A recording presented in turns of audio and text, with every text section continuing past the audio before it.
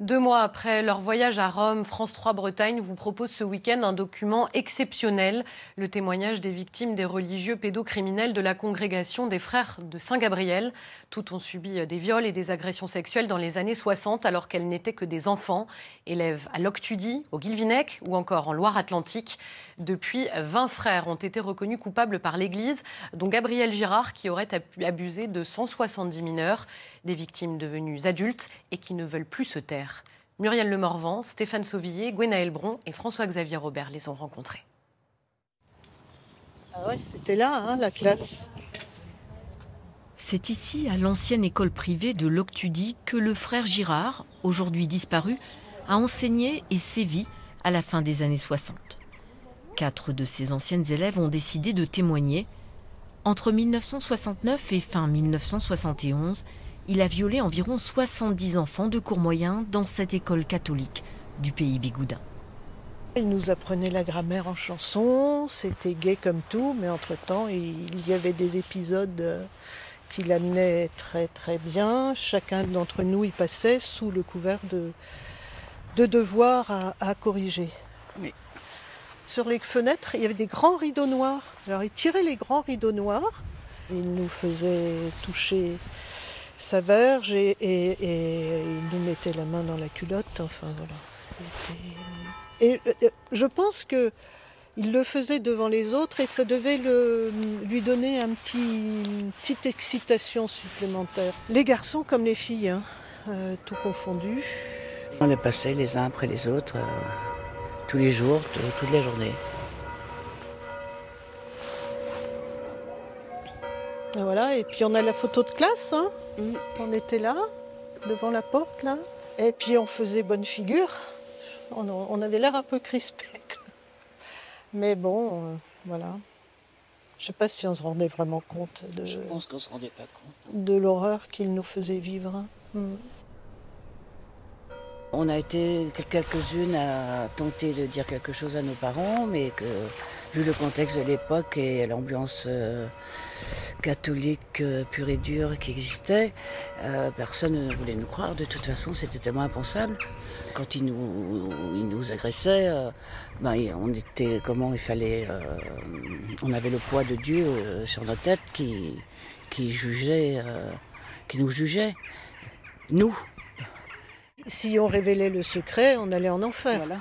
Donc quand on a 9 ans, quand on est gosse, quand on vous dit ça, vous n'essayez pas trop de faire le mariole, quoi. Parce que l'enfer, c'est quand même un truc grave. Depuis qu'elles ont décidé de parler, les anciennes copines d'école se retrouvent régulièrement. Toutes les 4 ont été reconnues officiellement, comme d'autres élèves, d'autres écoles, victimes du frère Girard. Les crimes sexuels qu'elles ont subis à l'école primaire ont bouleversé durablement leur vie. Le mal-être, c'était que cette histoire surgissait régulièrement.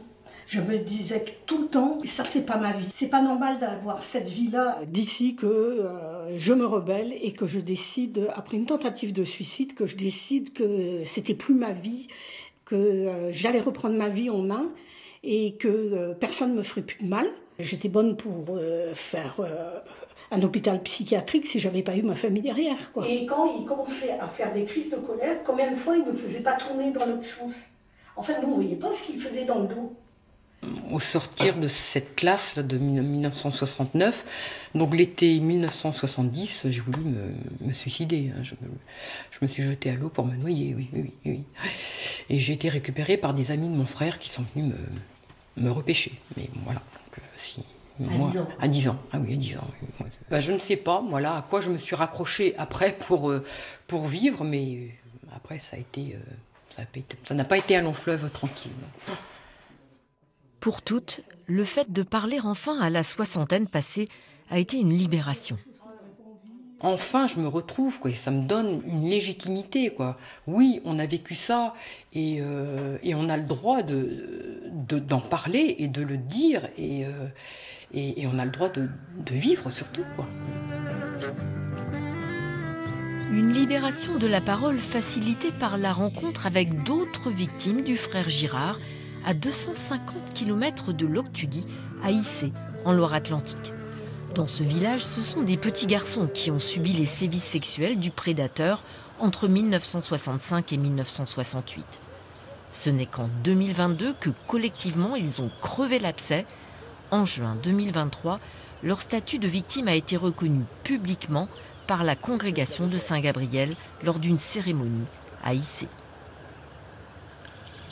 Il nous a violés dans notre intimité, pendant les cours et possiblement en dehors des cours. Même entre nous, nous n'en parlions pas. C'était un secret d'enfant. Se taire, ne pas parler. C'était aussi un sujet tabou.